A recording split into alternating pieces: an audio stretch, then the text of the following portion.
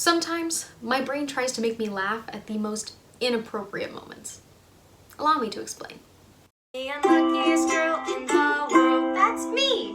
The best example of this inappropriate laughter occurred during the worst week of my life. I studied musical theater in college, and when you are a musical theater major, if you aren't in a show, you are doing tech for that show. I went to Q for a show that I was doing tech for, and my professor asked me to climb up a ladder to fix a cable that was a potential tripping hazard. So I climbed up to fix it, and my foot got caught in the cable, and I fell off the ladder and onto a table, and then onto the floor. My first thought was, my choreographer's going to kill me. My second thought was, this doesn't actually hurt that bad. My third thought was, now I feel it. And my fourth thought, which is the thing I actually said out loud, was, well, sir, it was a tripping hazard.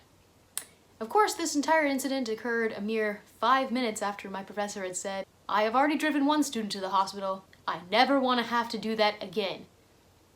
Within 10 minutes of him saying that, he was driving me to the hospital. The verdict was I had broken ribs. Now, breaking your ribs sucks. It is not an experience I would recommend.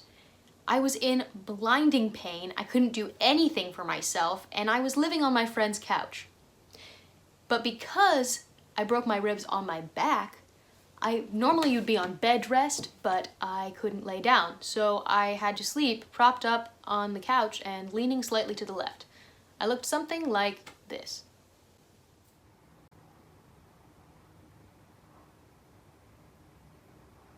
Looks like fun, right? The hospital provided me with 4 days worth of pain medication, and on day 5, I wished I had died on day 4.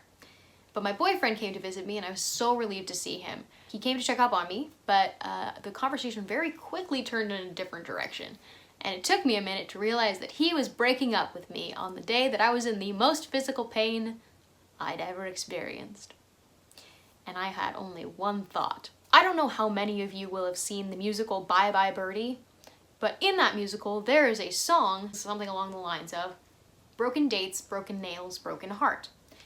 So of course, my pain-addled musical theater brain immediately begins singing to me, broken dates, broken ribs, broken heart. And for some reason, the ridiculousness of that hit me in such a strange way. It was everything I could do to keep from laughing while I was getting dumped on my best friend's couch with broken ribs. Fortunately, this story has a relatively happy ending because my ribs have healed relatively nicely, and that ex of mine and I are still lifelong friends. When all is going wrong and you're scared as hell, what you gonna do, who you gonna tell? Maybe 100 bad days made 100 good stories.